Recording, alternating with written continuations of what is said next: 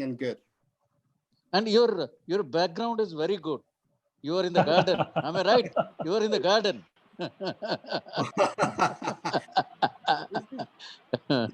Actually, our school, the Framingham State University. Okay, These, good. these are these are some of the some of the classes I teach. I teach in that building.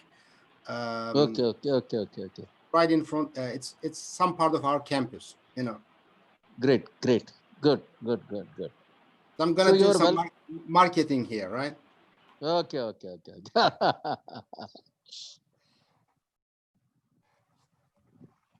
So how are the things over there, Dr. John? What is the situation regarding that corona and all that? Well, it's interesting. There's a huge dispute in the United States. Some people are they lock themselves at home, which means they don't want to go out. They're always at the home, like 4 months. I'm not the same, but I'm at home too because the schools and everything is closed. However, I go out, I walk every day, mornings and the nights, and once a week I go for shopping. However, majority of the businesses are closed, majority of them. And other half of the United States, they're protesting. They want to open up everything. It's funny enough, they don't want to use any mask. They think it's their it's against to their freedom. That's what they think. And it's funny, they say it's my body and it's my decision, but it doesn't work that way. But that's what they think. They don't want to wear it. They don't put a mask. They protest. However, it's interesting. It's interesting. Yesterday there was a really terrible request from the government. They said starting next semester, the fall, majority of the schools will be online in the United States. Majority of them, including Harvard, MIT, will be online. However, the government wants them to open. They push them to open. They say if you don't open, we will not going to let international students to come because it's online. They can do at home, right? So there is a new law right now. If the school doesn't open, the students will not going to come to United States. It's a big fight now, and there are more than 1 million students in the United States, international students, more than 1 million. So majority of them will not be able to come back. Okay. And in India, if Dr. John, if anybody does not wear the mask, they'll be charged with the $10. $10. $10. So almost all you find almost all 100% of the people wearing the masks.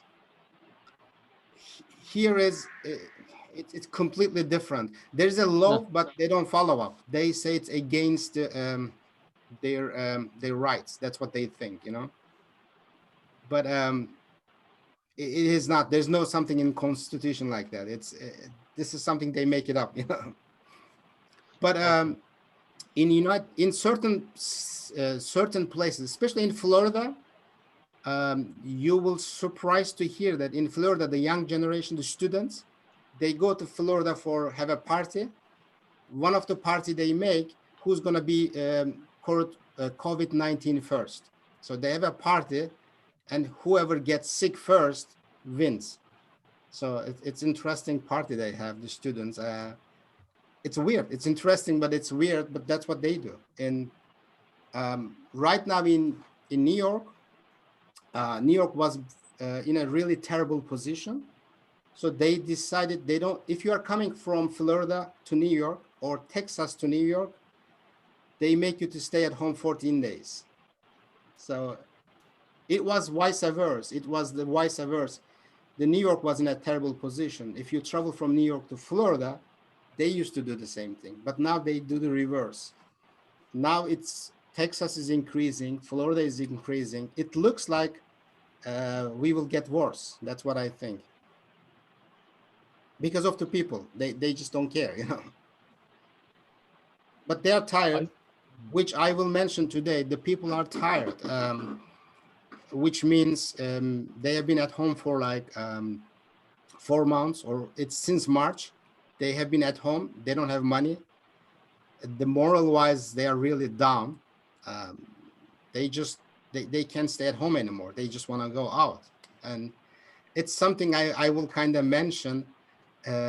This is terrible right now. However, the time will come, the people will try to go out. That means is generation wise, we see the lowest or the worst numbers in tourism right now, but we will see the highest numbers when everything opens. So it's really interesting.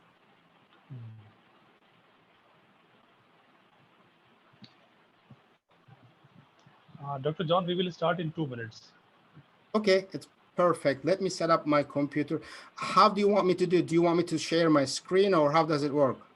I suppose that will be great. If you are comfortable with that, you can share your screen from there. Do you want me to share and test it now, or just to see? Please, please, please, please, because that way it will be easier for you to navigate, I suppose.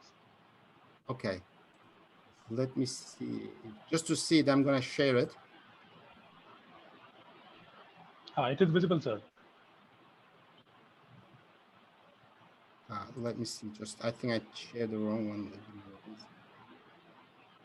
Just want to close anything else because I don't want to show something else. Okay.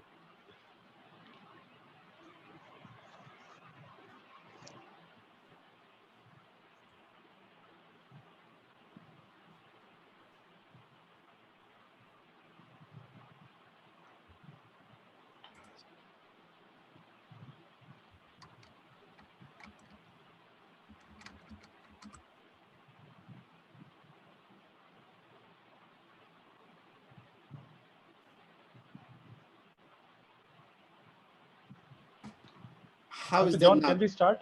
That is visible, sir. That is visible. Quite good. Can we start now, sir? Yes, we can start. Is everybody in, so I can go ahead and start? Okay. I would request Dr. Sanjeev Malviya to formally welcome our honorable guest, Dr. John Bradley. Dr. Okay. Sanjeev Malviya, over to you, sir. Dr. Malviya.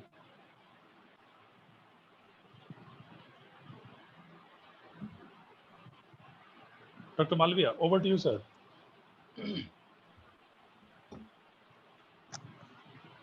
Dr. Malviya, over to you. Dr. Malviya. Yes, sir. Over to you, sir. Please, Okay. please. Okay. Please welcome the guest. Thank you. Dr. John, this is Dr. Sanjeev Malviya. I'm the assistant professor and the web series convener for IES Dehradun. Sir, it is, I'd like to share this web series, thought leader web series has been the initiative of our Honorable Vice Chancellor, Professor Dr. Madhu Vinay. A very good evening to Professor Dr. Madhu Vinay, sir. And on behalf of the ICFI University and ICFI Business School, Dehradun, sir, we welcome Dr. John Palabik, who is the assistant professor and the program coordinator in the Hospitality and Tourism Management program at Framingham State University. A very warm welcome to you, sir.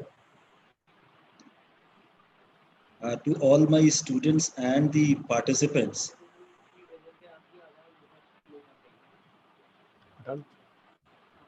Am I audible, sir? Yes. Can I process? Good afternoon, everybody. Thank you very much, Dr. Malviya, and thank you very much, Dr. Vinay. It's my honor to be here, and I thank you for inviting me. It's great pleasure to be here. I'm really impressed. I just want to let you know I'm in Boston now. It's the heart of the Massachusetts, and it is the birthplace of the nation for the United States. And it's about 7:30 right now. And I would like to welcome everybody and sending my greetings. Thank you for great presentation for myself. As you said, my name is Dr. John Umit Palabik. I'm the assistant professor and program coordinator for Hospitality and Tourism Management program.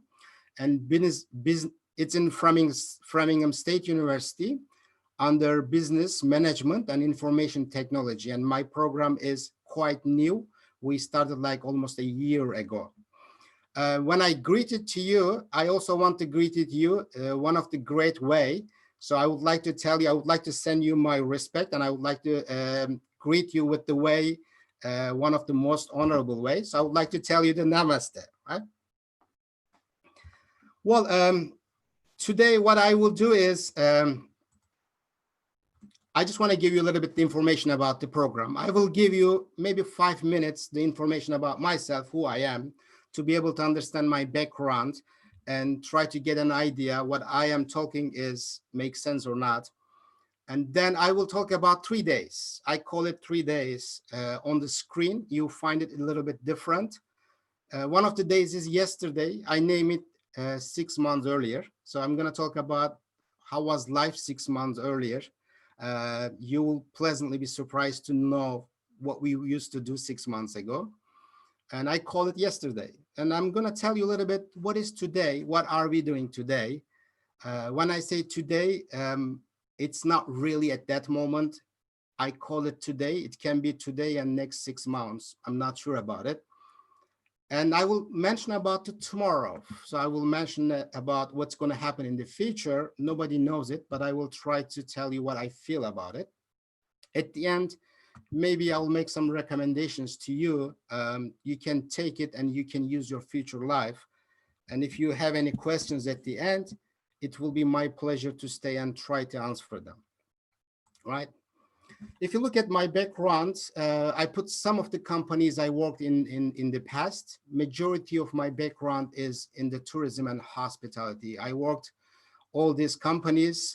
Turan Palace Kempinski, it's a German company in Istanbul in Turkey. Four Seasons is one of the great companies. It's a Canadian company. There are 5 diamonds hotels.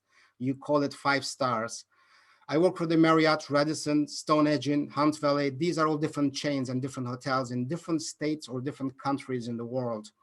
I work for the Sonesta hotels in Baltimore, Omni hotels in Texas. Seven Hills was my own restaurant in New Hampshire.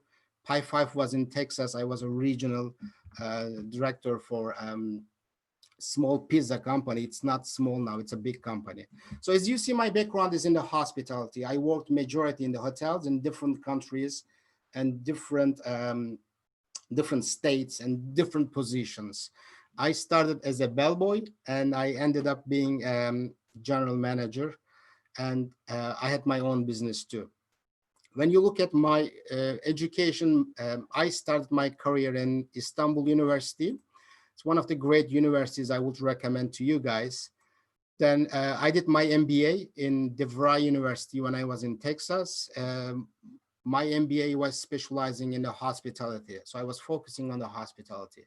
My PhD was in Texas Tech University, and it is focusing on, my area was hospitality administration. They're all great universities.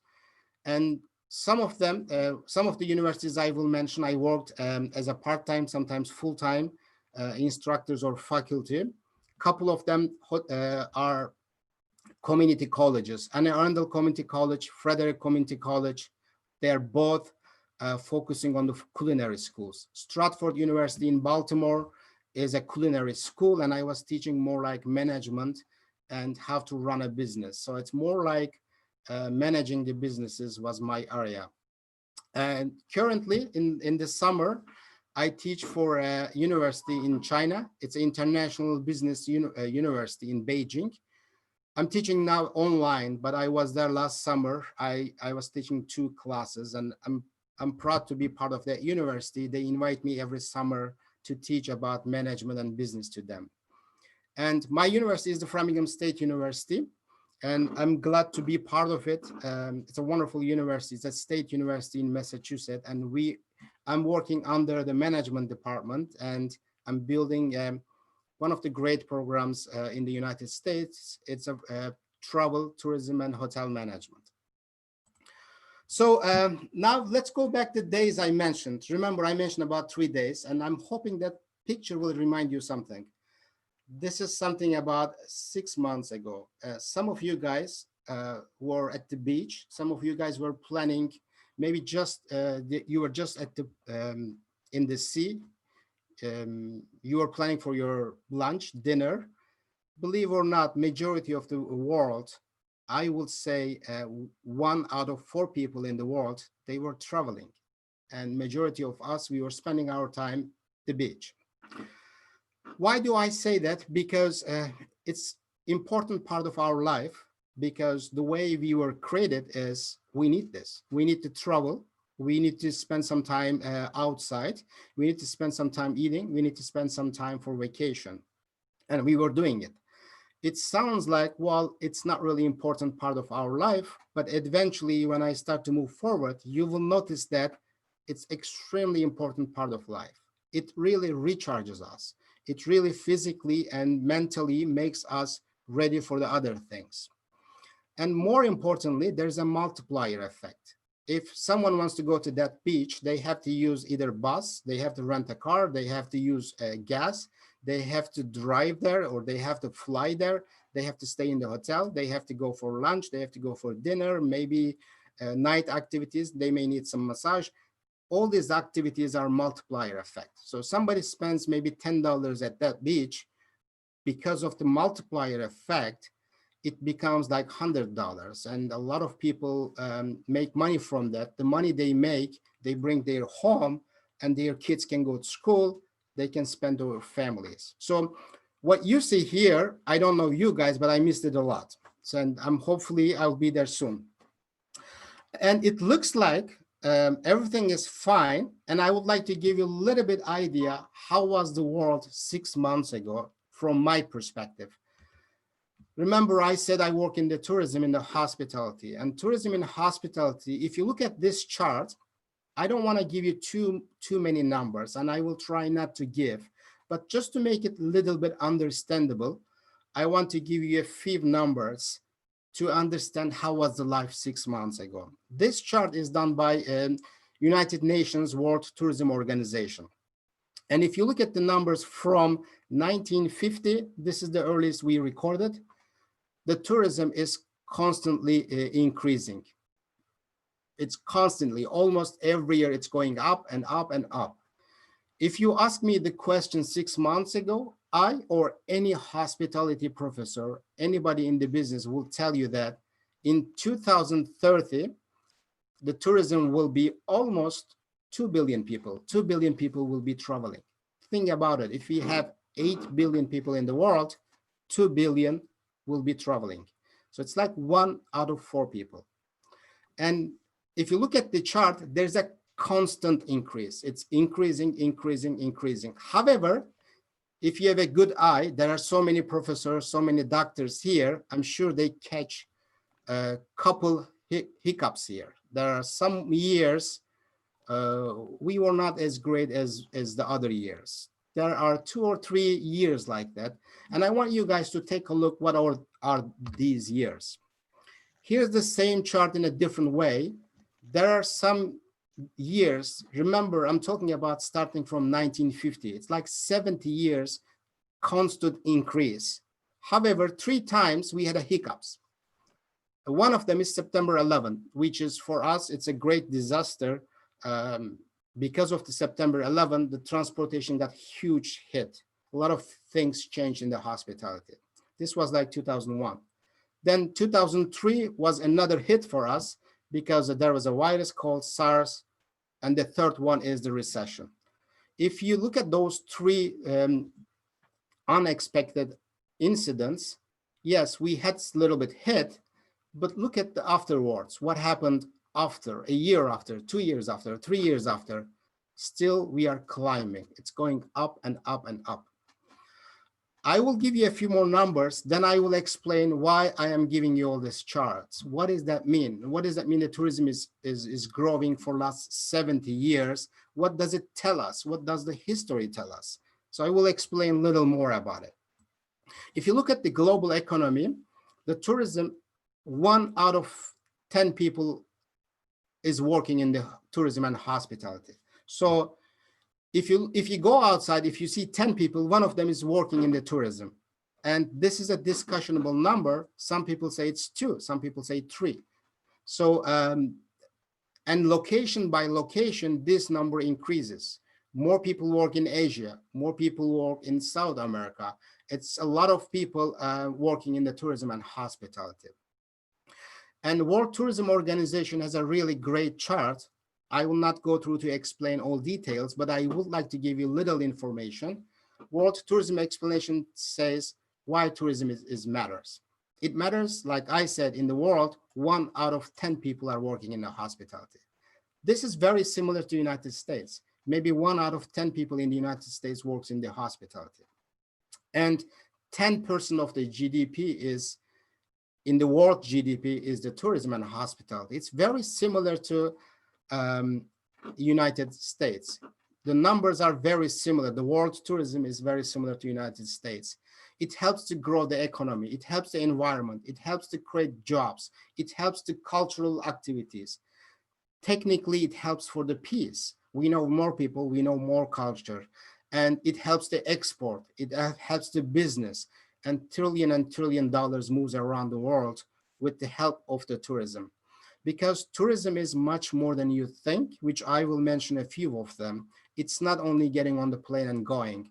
It's transportation, it's staying, it's eating, it's shopping, it's seeing the people, it's multiplier effect. It goes upper and upper. I don't want to give you too much numbers. I'm sure you know much more than I do about the India. However, India has this similar picture, almost the same picture. All these numbers, you can look at your own numbers. I looked at your numbers. I looked at your tourism minister's webpage. I looked at the World Tourism Organization. I'll give you a few numbers just to make you to open your eyes. The numbers are a little bit discussionable, but gives you a little bit idea where the economy is. Your tourism minister says 42 million people works in the hospitality, which is a good number compared to other things. And there are so many employment opportunities. Almost, remember, the world is like 10%, this is 8%. It's almost the similar numbers. GDP in the world was 10%, this is like 9.3.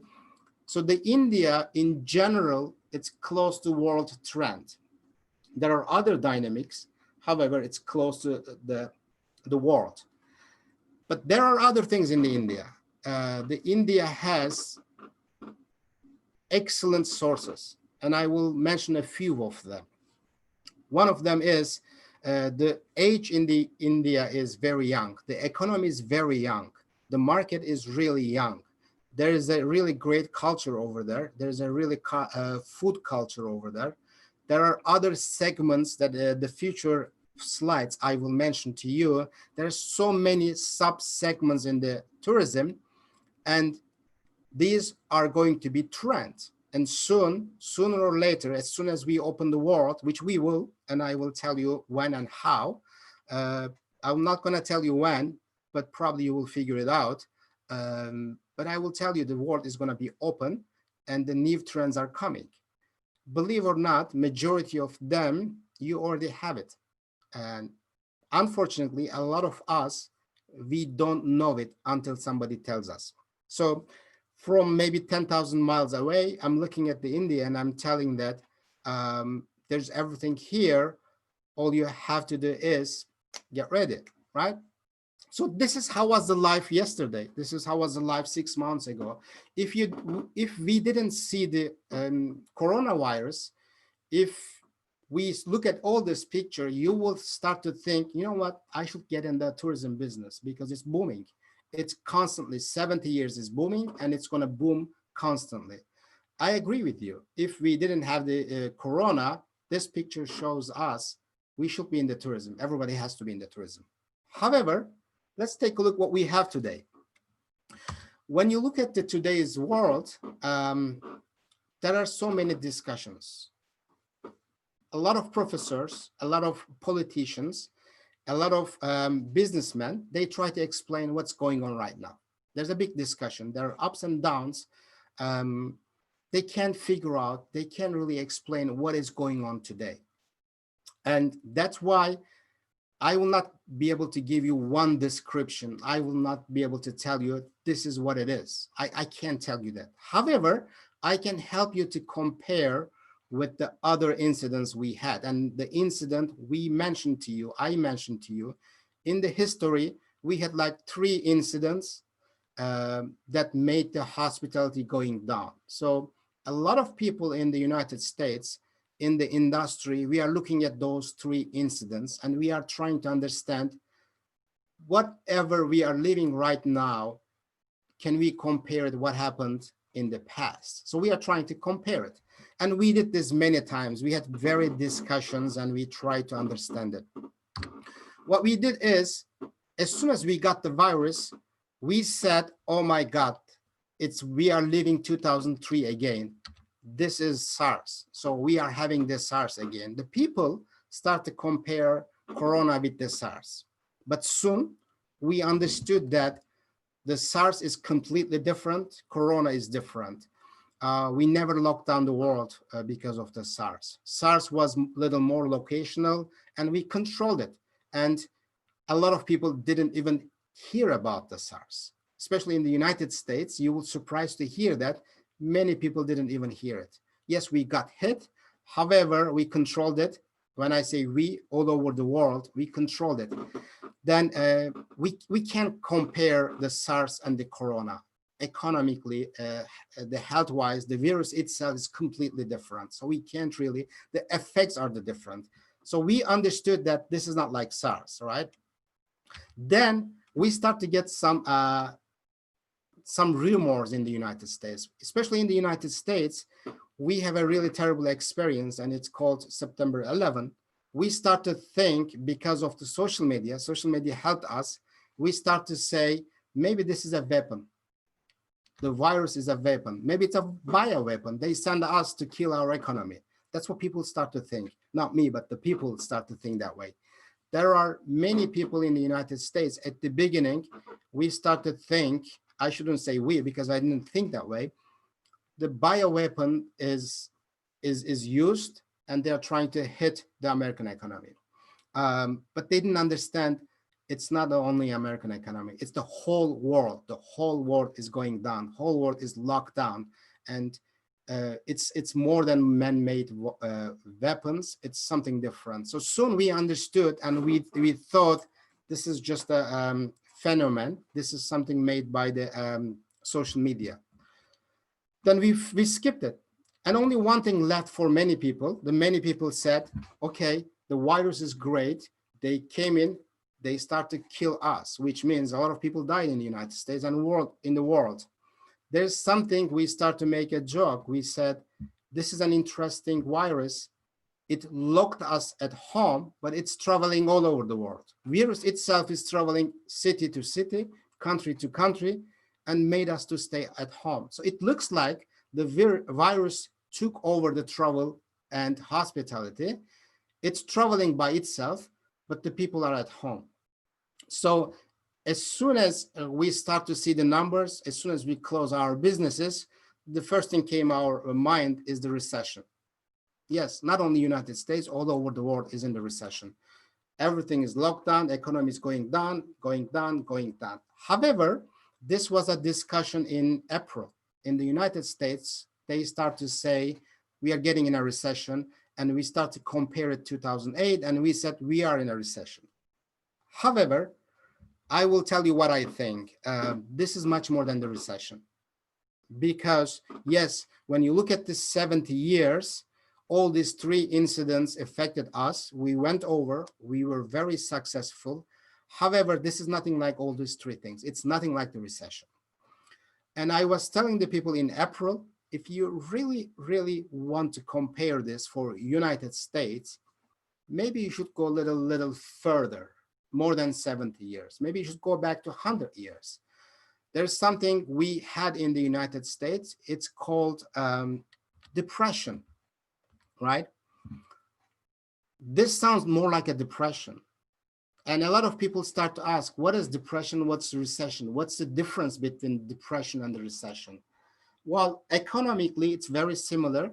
However, if you Google the depression, and if you look at the Google image, if you look at the recession and depression separately, recession will give you a lot of charts, a lot of economic numbers. But if you look at the depression, you will find a lot of people sitting down, their heads are down, and they look like they are depressed. That's what the economy is going right now. And it's not only the United States. This is all over the world. There's a nice way the economists explain it. Recession means all your friends and neighbors are losing their job. Depression means you are losing the job. And that's where we are right now. Everybody is losing the job and depression is going down. I don't want to say this is a depression, but if you really want to compare something, what we are having, look at the depression, see if there's any similarities, because it's more than the recession. We are going even worse than the recession. So when you look at the picture, you can say that everything started with the health issue. Everything started with the health issue, which means the virus came out, we start to get sick. Just because we get sick, we said, don't go out, stay at home. We stayed at home, economy got hit. Now, economically, we are on the ground zero.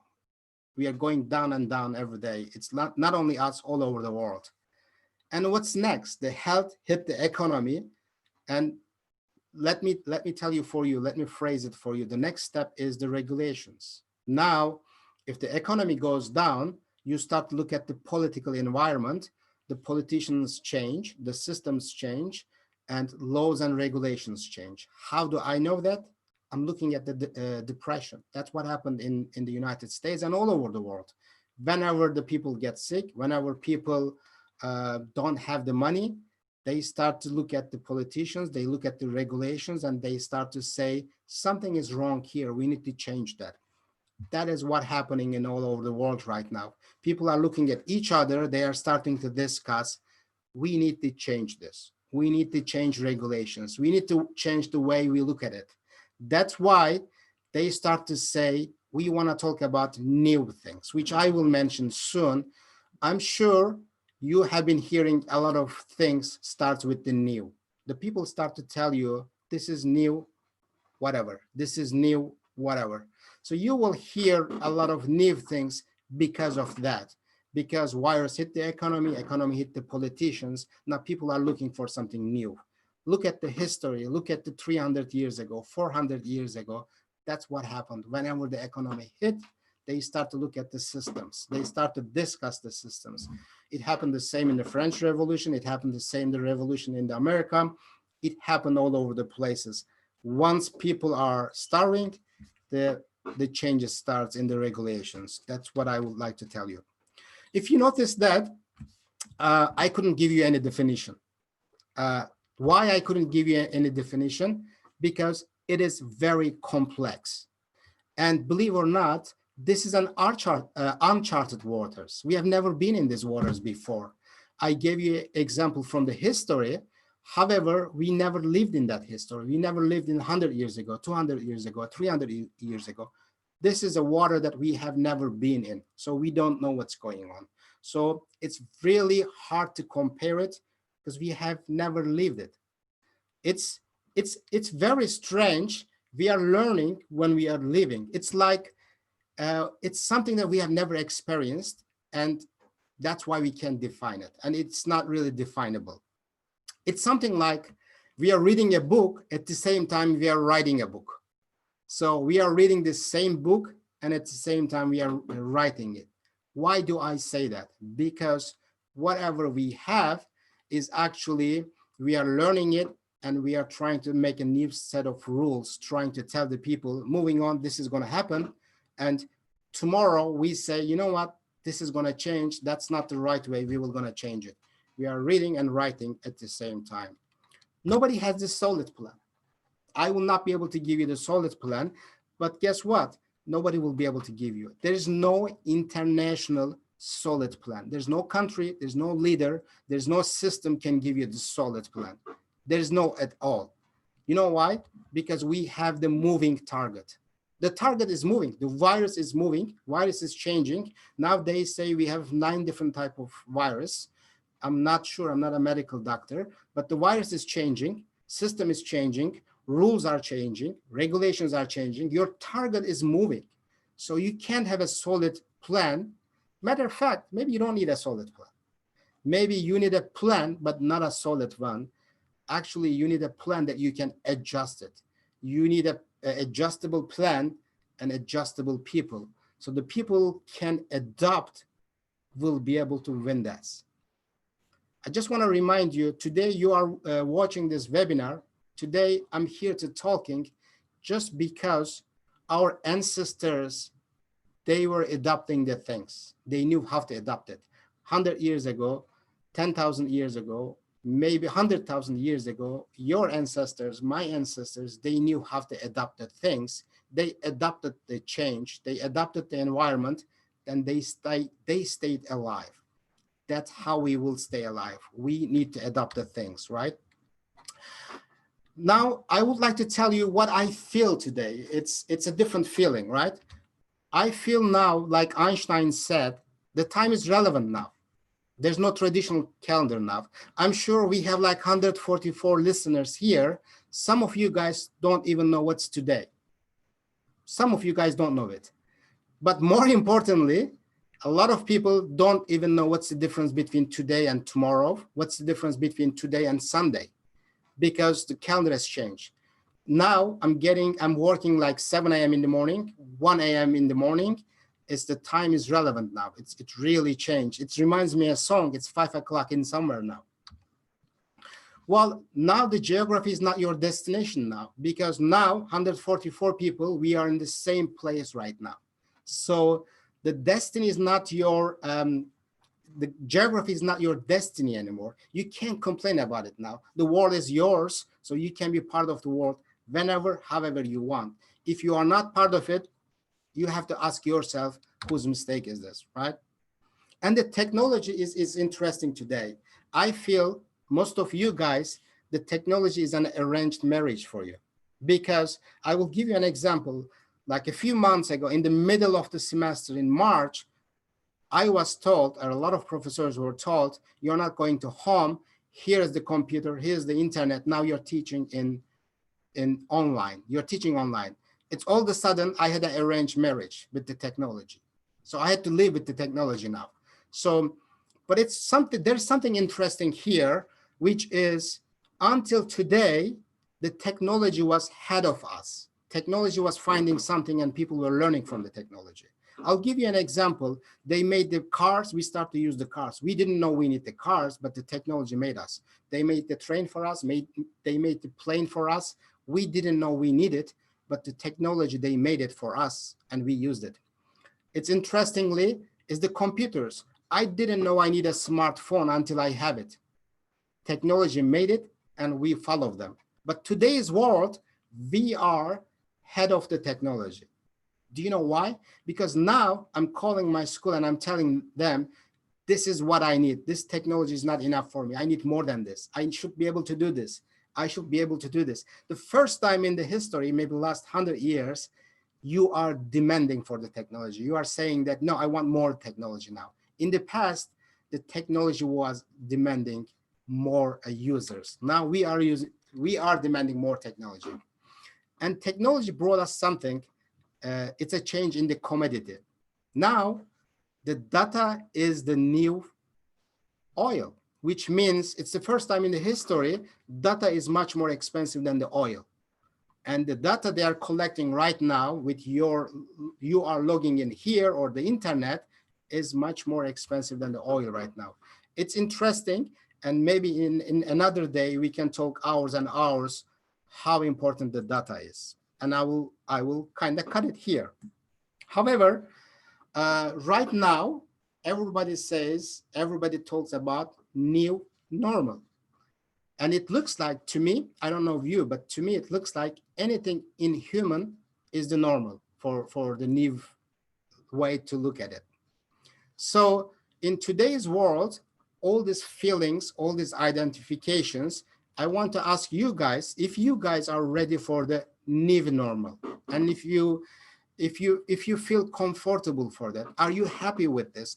Do you think rest of your life is going to be with the new normal? And are you accepting this? Are you saying that I'm okay with that, I can stay at home? I hear this a lot of people, but I will give you the news. It's interestingly, when I was going to school, more than half of the class, they didn't want to be in the class. They were telling us, I don't want to be in the class. They were going outside. They were not coming to class. Today's, my students are dying to go to school. They are saying that, well, we want to go to school. We miss the school. And I'm telling them, this is a new normal. This is what you think it's a new normal. And I will give you my perspective. This is not a new normal. It's the way I look at it. I will tell you why it's not a new normal. First of all, it's not new. And the second thing is it's not normal. People meant to be go outside. People meant to be talking to others. We need to travel. We need to do business. We need to connect to each other. There's no way the humanity will be able to leave it. This is a reaction. We are reacting to things because we are trying to protect ourselves. Soon we will find, I'm not telling you we will go back to past, but we will create another new comfort level. Staying at home for me, looking at the technology, not communicating with the people the way it should be, is not a new normal. I will tell you one thing. Probably you heard a lot about social distancing. This is wrong too, because social distancing means staying away from everybody, right? This is a physical distancing. We are physically away to each other, but socially not. Right here, 142 people, we are together. There is no social distance here. There's a physical distance here. So even the words doesn't make sense to me. And there was a really nice cartoon I was reading the other day. It really, people seems, there are a lot of people in the world, things like me, this is not a normal for them, right? So when you look at the yesterday, everything was different. Today, they are demanding us and everybody are accepting like, oh, this is, I can forget what I did yesterday. Today is another day. I don't know you, but I don't think it's a good idea. And I'm not trying to say we have to leave yesterday, but we have to build the tomorrow. So we have to take a look what is going to happen in the future, what the tomorrow is going to look like. This is a really huge subject. We can spend hours and hours, but I will give you a few sectors, a few things that will change, because these are the things that are very related with me. And I am actually in these sectors. One of them is the education. Education is going to change.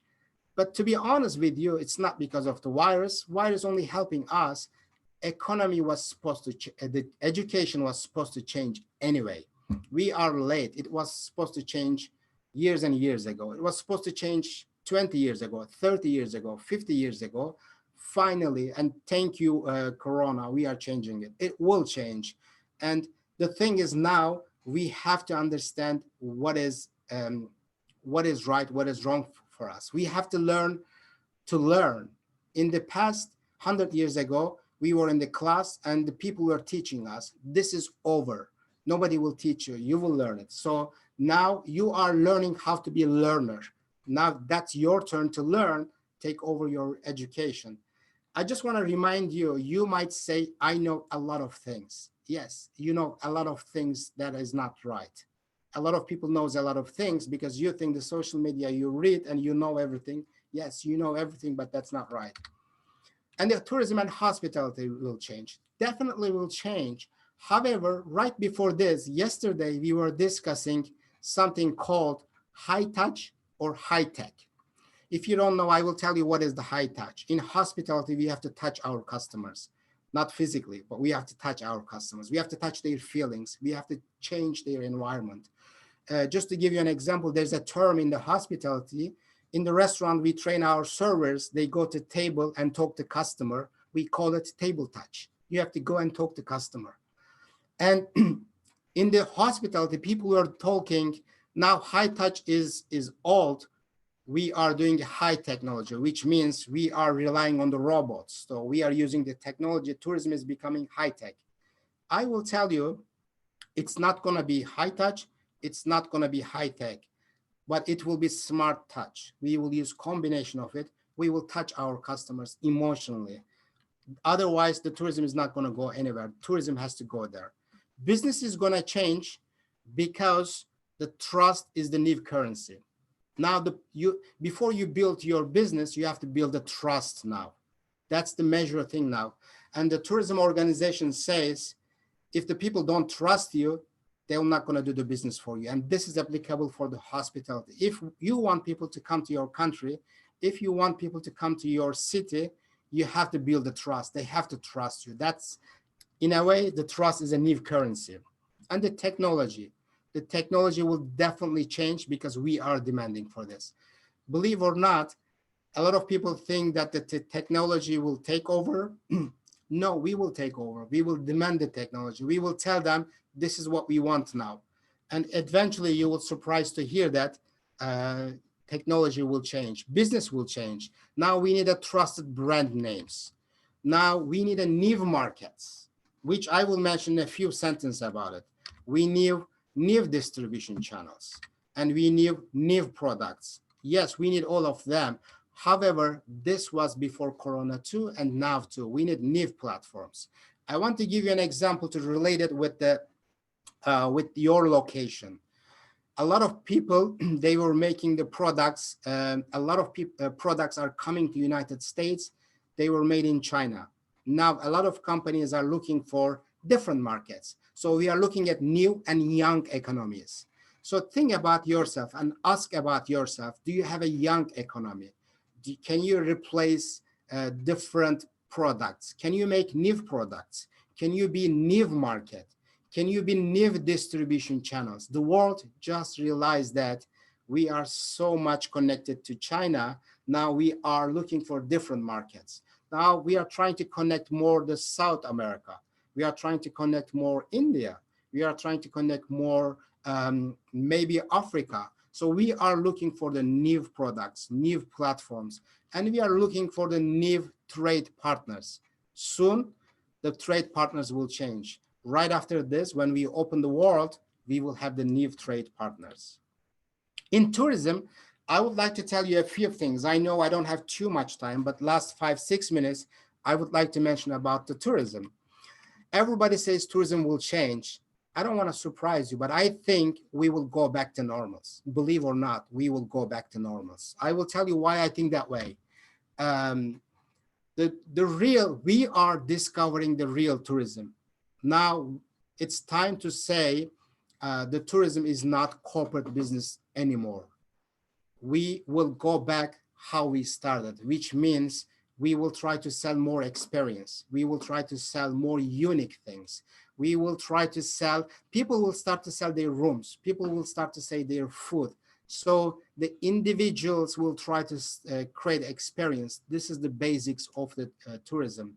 The basic means try to find something unique, unusual. It's not corporate. This is how tourism started. And I'm sure this is how it will develop as soon as we open up. And local tourism will be active, which means since we can't travel anywhere, we will look at our local tourism. And believe or not, 60% of the tourism in India is the local tourism. Think about it, if there is an opportunity over there for you. And we will talk about customization. We will talk about smart touch. We will try to know our customer. We will start to learn our customer. Now the customers are not a profile in our computer. It's not a profile in our corporate company's computer anymore. The people is actually someone we know, someone we connected. If someone wants to come to visit the India, they will send you an email, you will respond it, you will chat with this person, you will create an itinerary one-on-one. So it's becoming more individual tourism. It's becoming more smart tourism. People will start to guide more people. Guided tourism will increase. Personalized tourism will increase. And the gastro tourism will increase. This was a trend anyway. It became much more important now. And if you notice that last 6 months, a lot of people started interested in homemade foods. A lot of people like me started interested in healthy foods. A lot of people start to learn different ethnic foods. When we talk about healthy, when we talk about ethnic, when we talk about fermented foods, it's becoming a trend and people will be looking for this. And people will be looking at more their health, mentally and physically. And people will look at the locations where they can go and they can relax, they can physically and mentally relax. There are locations in the world, they can provide you the health tourism, wellness tourism. People will look out for the places they can go to mountains, they can go to camping, they can go to sea, they can do outdoor activities. It's safer and it's much more enjoyable. So it's going to be another new trend for the people. And the religious tourism. Now people need more religious tourism for many reasons. Some people now interested in how the other religions are doing their things.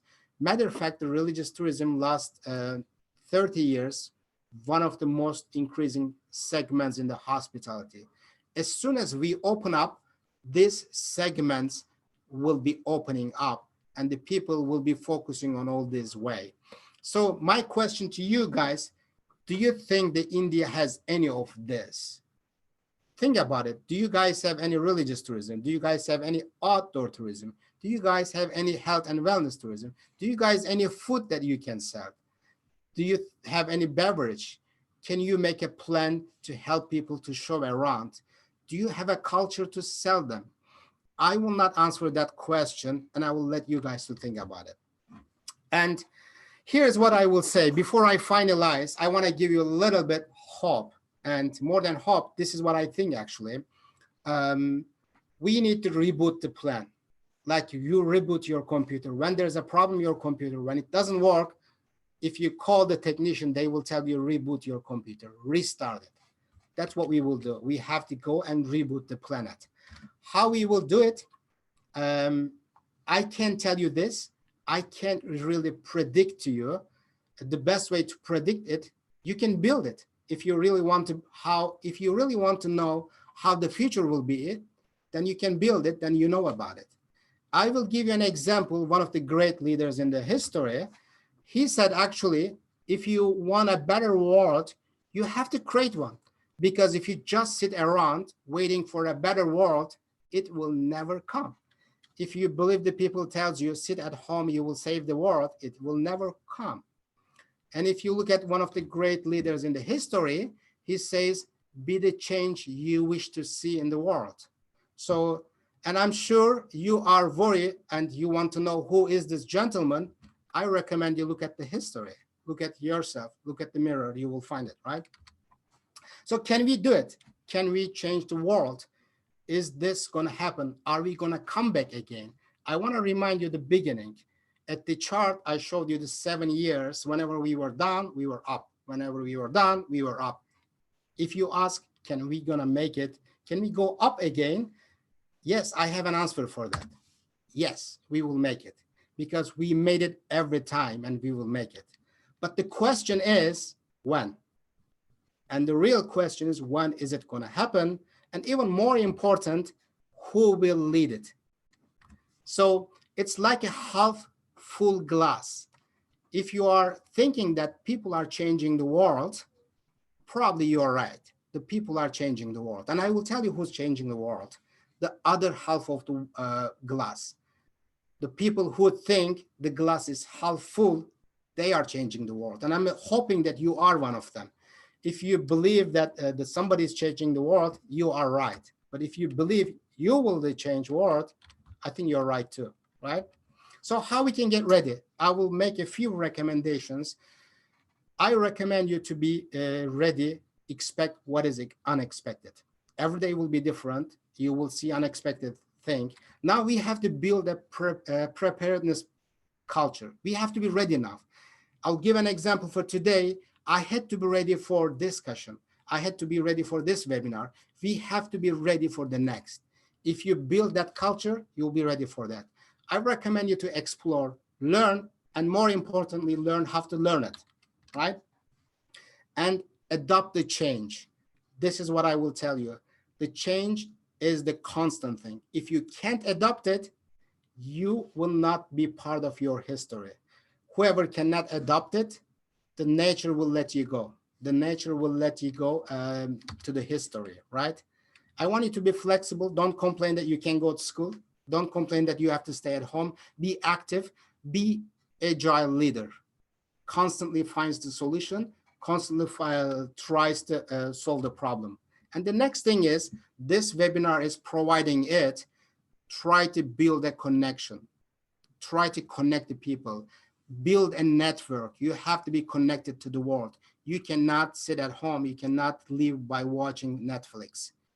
Be connected to the world because this is what will make you different.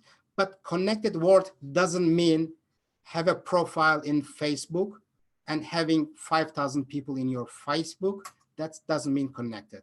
This is a phony connection. You have to be connected people, which means you have to communicate with them. You have to ask with them. You have to create a project with them and create a healthy environment, because that's what you need. Mentally and physically get ready. Watch your diet, go to exercise, but you will be ready. Now, I know it's like 46 minutes now. I told you I will talk 45 minutes. I am finishing with telling you 3 things. I've been talking here 46 minutes, and I'm hoping you learn something. And as I do in my class, I don't want to turn to this class, but I do my class. I tell my students, I've been talking here for 2 hours. I guarantee some of you guys are here physically, not mentally. Probably some of you guys couldn't follow up everything. If you couldn't, I will give you 3 things. If you couldn't take anything from here, take those 3 things. Number 1, change. That's what you learned in this discussion. You learned the change, take it, apply it. Because it's not the strongest of the species that survives, nor the most intelligent, but the one most adaptable and responsive to change. So you have to adapt it. The second thing I will tell you, trust. Build that trust. If people don't trust you, you will not stay longer. If you want to have a company, if you have a, if you want to be a researcher, if you want to, whatever you want to be, even if you want to be simple husband, wife, build a trust. People has to trust you. And the trust is the new currency. If we don't trust you, we're not going to do the business with you. And the last thing is the network. Create your network, because your network is your net worth. This concludes my presentation. If you dare to ask a question, please feel free. I'll be more than happy to answer your questions. And if you want to connect with me, because I mentioned a lot about the connections, maybe the planning committee can help you, but I have all social media accounts. I'm not as active as you are. However, these are the ways that you can reach me. I hope you enjoyed it, and I hope I can answer your questions. Sir, there are a couple of questions. If you allow, can I read it for you? Sure, sure. Okay. There is Mr. Ajay who wants to know that what are the 3 top hospitality trends in 2020? What are the 3 tops? Okay. Well, one of the top things 3 hospitality trends. Yes, sir, please. 3 hospitality. One of the trends, it's a mandatory trend, is the local tourism. The reason is we can travel. Now I can go to Italy, I can go to Spain. So actually the government doesn't want us to go to all these places, because they want to keep the tourism internally. They want to have their own economy. They actually, the government and the regulations and the companies, they kind of force you to travel internally. So the local tourism will increase, definitely. That's number 1 thing.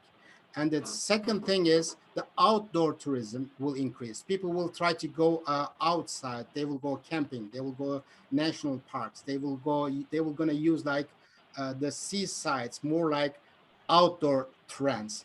And a lot of people doesn't think about it, but I think the wellness tourism, which is health tourism, will be new trend soon. Right after everything opens will be trend. One thing I will add, nobody mentions this. If you watch any tourism activities, they will not gonna tell you, but my personal opinion, I think the luxury tourism will be good. The reason is it's a luxury tourism. They have money to spend it. You don't have it, I don't have it, but they have it. So the luxury tourism will be, is the first segment coming back, because I want to add one thing. The people are at home for a long time. This is like 6 months now. Maybe we will be at home another 6 months. I will say we will be at home until the next summer. And I will tell you one thing, as soon as everything opens, the people will start to go out. That's what happens. It's same thing in India. As soon as the government lets go, everybody will go out. I call it revenge tourism. People want to go out. People want to travel. People want to spend money. In the United States, as soon as we open the things, people will not be able to find a table. They will not be able to find a ticket. It's going to be really, really increase. We have seen the lowest numbers. We will going to see the highest numbers in our lifetime.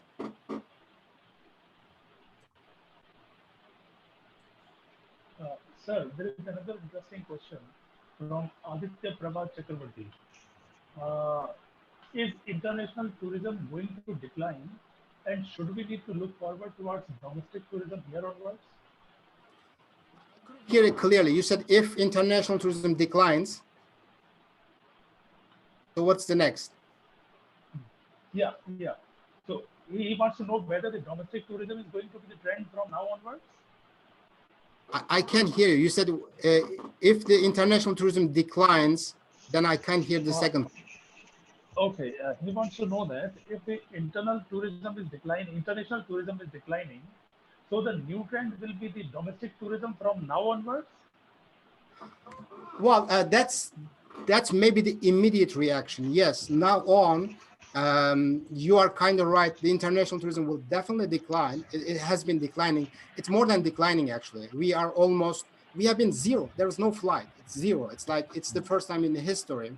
You don't have any other option. You have to look for your local tourism. And actually, the governments and the local organizations has to focus on how we can increase the local tourism. Europe does it. Europe is pushing it, and they are opening a safe zone in the Europe. They are telling the people, don't travel anywhere else, travel in the Europe, help the economy. So that's what you are supposed to do. You have to tell your ministers, mayors, or whoever is making laws over that, tell them they have to promote the local tourism. I will tell you one thing, what Japan is doing right now. Japan is paying your flight ticket if you want to go to Japan. They are telling you, come to Japan, I will pay your flight ticket. So you should probably do the similar things for the local tourism. In Taiwan, Taiwan is giving everybody $600 and telling that, here's the $600. You cannot use the money. You can only buy a flight ticket or restaurant or hotel. That's it. Maybe your local government has to do that. Your local government has to give, for instance, I'll give you an example. If you have a travel agent, if you have an airline belongs to government has to give free tickets to people. Then the airline stays in the business, people takes the plane and go somewhere else, they spend the money. The economy, we need to spend, we have to travel. So you have to focus on everybody is responsible to save their own tourism. So you have to find a way to build your own local tourism to be able to go to the next step. The first step will be the local tourism. That's right. Another interesting question from Ajay, Mr. Ajay Singh. What innovative technology do you think the tourism industry needs to adopt for the future? Well, right now, a lot of people are working on the cleaning and cleaning and cleaning. Right now, I'm working on a study. I had a focus group with the restaurant customers. I had a focus group with the restaurant owners, and I had a focus group with the restaurant employees. Those three groups, all of them, their priority is the cleaning. All of them, they think if the place is not clean, they're not gonna go there. So right now, everybody in the United States are trying to find a way, a technology that confirms the rooms are clean, healthy, there's no coronavirus. The dining room, there's no coronavirus. They are trying to find a technology to tell the people this place is safe. But when I say that, there's another discussion in the world. Saying safe is a little bit trouble because nobody can guarantee it. I can say it's safe, but I can't guarantee it. Things happens. However, you have to say that way. You have to give them the trust. Remember, I said the trust is the big thing. The biggest innovation right now we have to do is we have to find a way to make sure that the environment is clean. However you do it, make sure that it has to be clean. Okay. Another interesting question, sir, from Ms. Sahiti. What are the strategies for smart touch in hospitality? Well, this it's more like it's I want to, with the saying the smart touch, I want to actually create a combination. We will use the technology, definitely. I'm not refusing the technology. However, we are not switching to technology. The human factor in the hospitality, you can't get rid of it. Without human, there's no hospitality. However, the technology needs to help hospitality, which has been helping a lot of time. For instance, like when you go to restaurants, I'm just giving an example. Now, you are not looking at the menu. You are not ordering to the menu, which is you are sending your order with your smartphones. You are paying with your smartphones. In United States, a lot of hotels, when you go to hotel, you don't even go to reception. You straight go to your room and you enter your room with your phone. You show your phone, the door opens and you get in inside. So you will use a smart technology, minimize the touch, which means this is the minimize the surface touch, but not the human touch, which means you are not touching any surface, but when you get in a room, you can text front desk and you can tell them, oh, can I have a better pillow for my room? I like a soft pillow. You should be able to communicate. Your phone should be your butler, which means you are not cutting the connection. You are actually adding the technology for that. A lot of people think the technology will replace the people. I don't think so. This is a myth. It's not going to replace it. That's right. Another interesting question, sir. This is from Mr. Navdi. He has already worked in hospitality sector for some time. He has written a long passage, but what occurred to me, he wanted to know that would you like to share any difficult time in your startup where you smiled and make it easy? I can hear you. I can hear you clearly. Can you come close to, because I can Okay, hear you. okay. Is it audible now, sir? Yes, yes. Okay.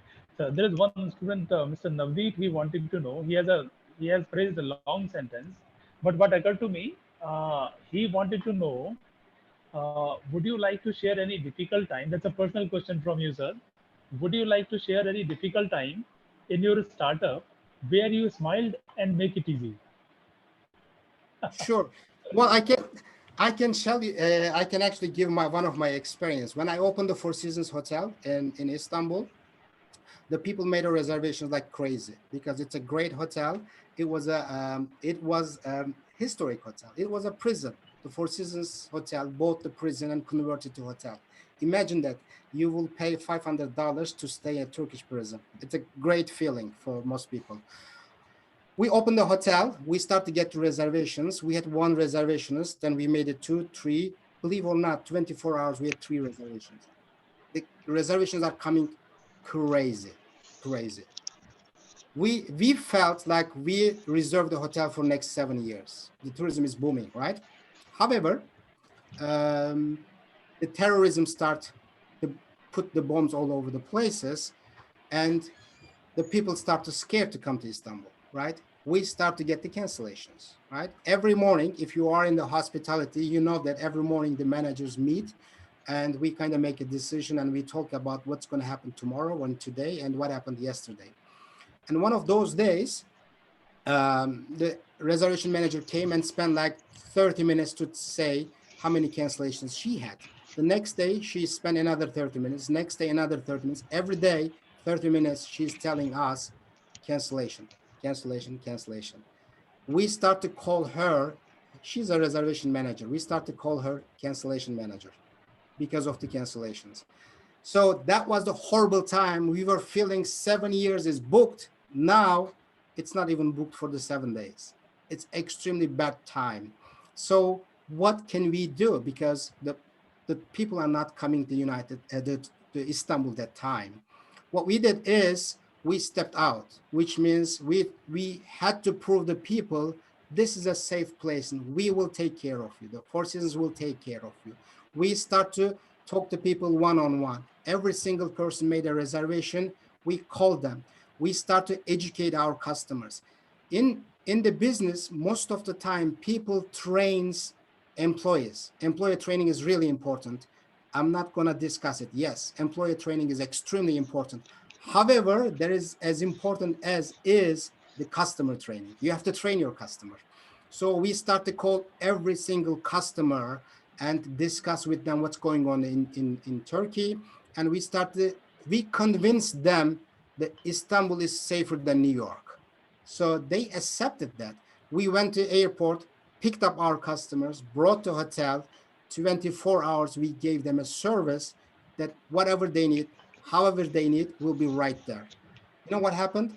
The customers, when they were leaving, they said this is the best hospitality they have ever had because they had 24 hours butlers for them.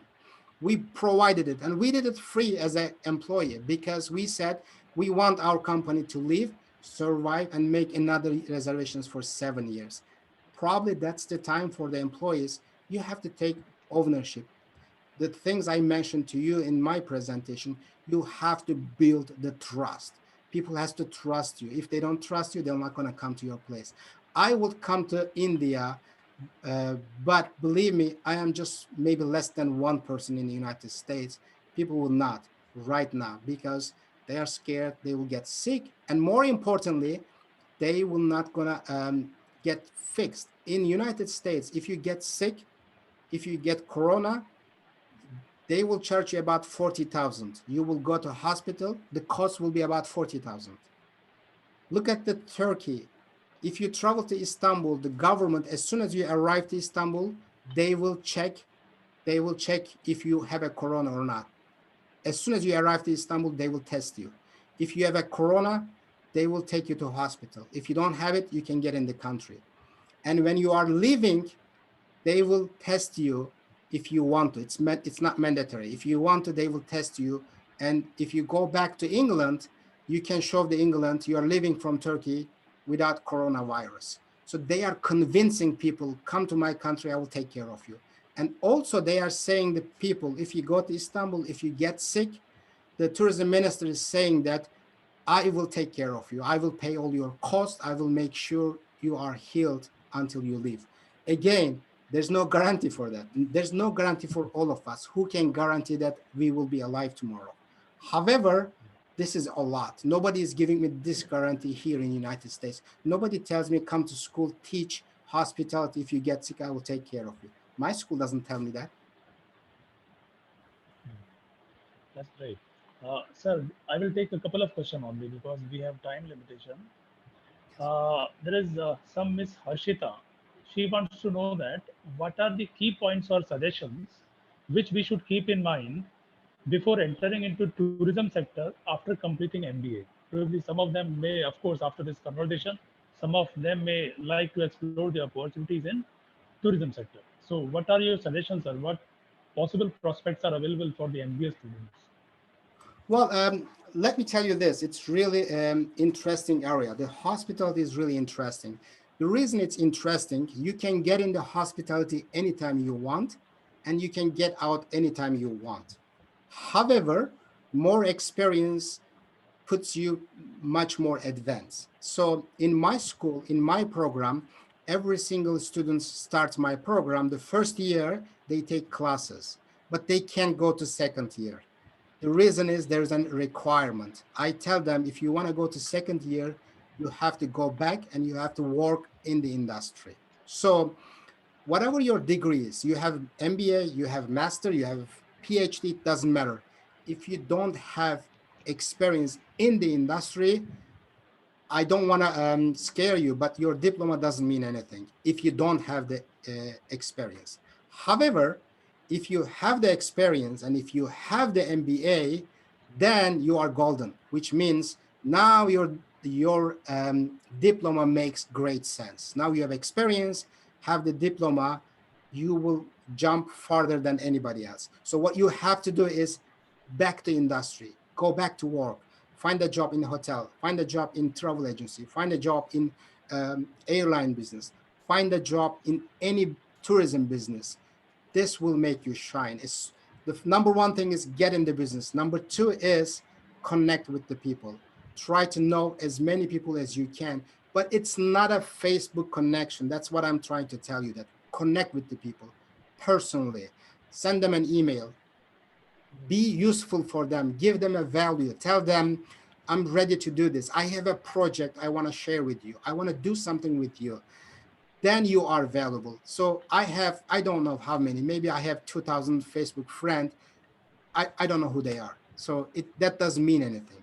It really means if I'm connected with now. The people in this webinar now are important for me because we are connected. So if you are MBA students, as soon as the school is over, or as soon as you get out from class, go to work. That's one thing. The second thing is when you are at home, once you finish first episode on Netflix, don't go to second episode. Start to do something for networking. create some networking, maybe then you can go to second episode. Sir, one very interesting. I would take it as a last question for the day because we already have encroached the time limit. And that interesting question is being asked by Mr. Dilshah. He wanted to know what is the scope of VR, virtual reality tourism. There are many who cannot get out of their homes. It could be a new business opportunity. He wanted to know about the virtual reality tourism. Well, I know a lot of people ask me that question. My answer for me will not satisfy many people, but I will tell you that much.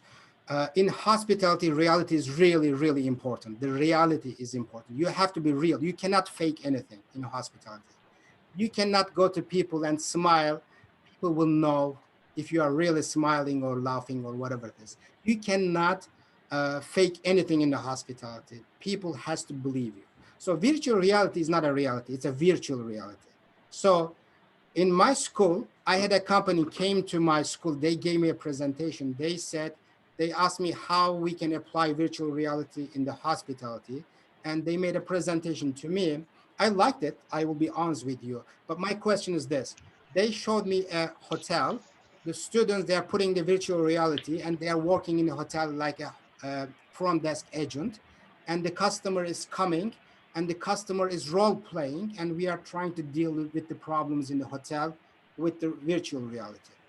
My question was the company. I told them why my students has to do that. I want them to go to hotel and see the reality, not the virtual reality. So they have to see the reality. You have to be in the restaurant. You have to be on your feet 16 hours to feel how a server feels after 16 hours. Putting in virtual reality, you will see some reality, but not the reality. It's a virtual reality. So it's a help. But if you want to use it, if you want to use the virtual reality to show your rooms, someone in America, that's a great tool. Yeah, you can put virtual reality and you can show the rooms, you can show the India, but you can show me entire India with the virtual reality. I will not enjoy it until I put my foot on your lands. That's a tourism. That's a reality. The others are, it's like a fourth generation. It's not like really the real tourism. That's why I said at the beginning, we will go back to basics. We will soon understand. The Google has a really nice tool saying that visit Italy online because we are at home. I visited entire Italy online. I didn't like it. I need to go there. I need to buy ice cream. I need to visit I need to try their pizza. I need to step out. I need to see the Rome. I need to see the Vatican. And I need to hear some Italian. I need to talk to people. I need to discuss with them. I need to talk about soccer. That is the tourism. Virtual reality is, yes, it's a virtual reality, but it's not the reality. So it's a help. It brings the same thing, my discussion. Yes, we will use the technology, but technology will not gonna replace it. We will just use it for certain things, but not everything. You can use the virtual reality for different things. If you have a guest in the room, this person speaks a different language you can't speak. Maybe virtual reality helps you a little bit, but you know what? I recommend you to learn their language. It takes you further down, right? Okay, that's great. I think that we already have encroached the time limit. So over to you, Dr. Malvia. Dr. Malvia. Yes, sir, I'm there. Yeah. Dr. John, it has been an interesting and engrossing session, sir. Thank you for that. Thank you very much. It's a Uh, pleasure. I enjoyed it. yeah, it's our pleasure listening to you, sir. That is a very interesting take which you have stressed, that the new normal will be back to the basics. So that is pretty interesting. And uh, from the India's perspective, what I think is uh, we can be and we are strong on some of the tourisms which you mentioned, gastro tourism, religious tourism, health and wellness. These are some of the areas where India is strong. We can do well. And it's pretty interesting that what you mentioned is smart touch or customization and outdoor luxury tourism, sir. These are the things which I think we will be seeing in near future. tourism will be taking place, it will be coming back, the things will be moving up. And these are some of the ways which you have mentioned. Just one question, if Dr. Raghavan permits me, I can ask. Please, sir. Please go ahead. Please go ahead. And that was Dr. John. That is, I wanted to know, you mentioned on something as a preparedness culture in one of these slides. You mentioned that building a preparedness culture will help. My question, sir, is how do you how one can build this preparedness culture? If, Well, it's very simple. It's yes, sir. we have to go back to basics. You can build it by failing. We learn how to walk after we fail a few times. It's like riding a bicycle. You can learn it by failing a few times. I'll give you an example. I'm teaching online right now. I have students online. I make them a video and I send them the video and I tell them we're going to have a Zoom meeting. We sit down and in the Zoom meeting, I ask them questions from the video and nobody can answer it because they're not prepared. And I tell them, okay, this was your exam, and I gave them 0 for that. The next time they're all prepared because they fail it. So it's the same thing. There's a funny joke in the United States. Everybody in the United States, they're buying shirts like this, but they're not buying pants anymore because on the screen you can only see the shirts, right? However, there are a lot of videos going around in the United States now. If something happens, somebody stands up, we can see their underwears, and we start to say, you have to be prepared. This is a me thing. The case might happen, you might be stand up, and the best way to prepare is stand up once. Then you will be prepared the next time. Until you stand up once, you're not going to be prepared. So the failing will be the healing. So when you start to fail, but this wasn't, I'm trying to explain it with making fun. It makes people to remember easily. However, that was a really great point, and I'm glad you catch it. You have to be prepared now. It's not like, imagine I've been teaching for a long time. I have a great hospitality experience. I have been studying at home to get ready for 1 hour class. I wouldn't be that much prepared if this is a regular class because I'm used to what I'm doing in the class. But on screen, now I have to edit some videos. I have to add some extra things. I have to make some jokes to grab their attention. So I have to be prepared. You have to build it. I have a class teaching now. The students are coming to class. It's a great option, actually. They are coming to class. This class starts like 9:30. The students are coming 9:35, 9:40, 9:45. It's okay. But the first day, the second day, they can't get in because I don't let them to get in the Zoom. And the next day, everybody is there at 9 o'clock. So it's like they start to learn. They have to be prepared. It's not something you can watch my class when you are in the bathroom, when you are having your breakfast. It's not something you have to be prepared for that. Otherwise, you're not going to learn it, right?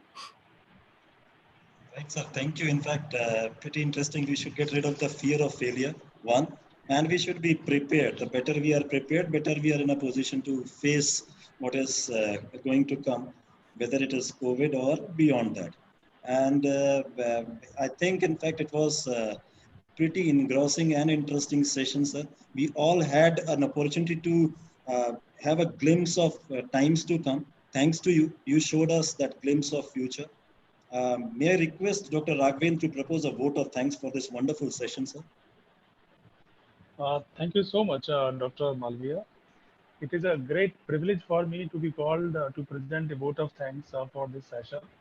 I would like to sincerely thank our Honorable Vice Chancellor, sir, who has not only guided but taken initiative by himself and set a kind of tradition to organize such webinars wherein we can call the experts from across the globe, and then they deliver and interact with our students, and students are also getting a huge benefit and clarity towards their career, towards their future, and many more other things also.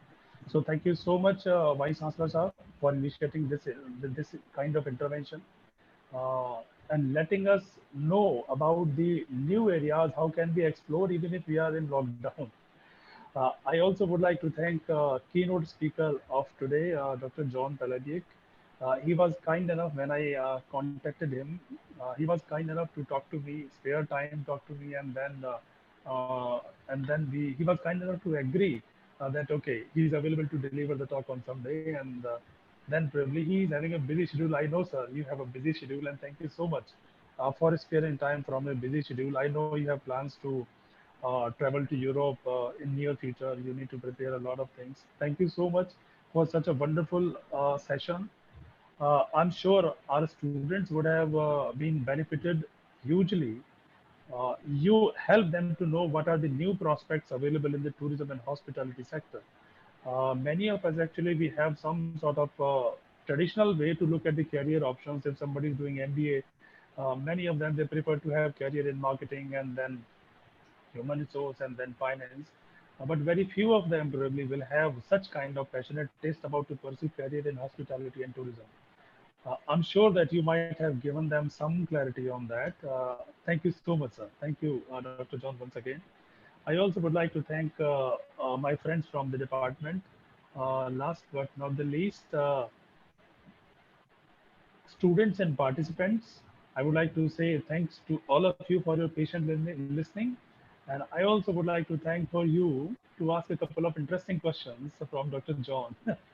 I also would like to thank lastly to our system administrator Akhilesh, who has taken all the pains and all the initiative to make such kind of virtual meetings possible without any hassle. Thank you so much, Akhilesh. Thank you, Dr. John, once again. It's my pleasure. Thank you guys all. I hope to see you in the future and connect each other. Of course, we will be pleased to invite you for another talk in the near future, sir. Thank you so much. Thank you so much. Thank you. Thanks a lot. Thank you, Dr. Thanks a Akhilesh, lot. can we close the meeting now, Akhilesh?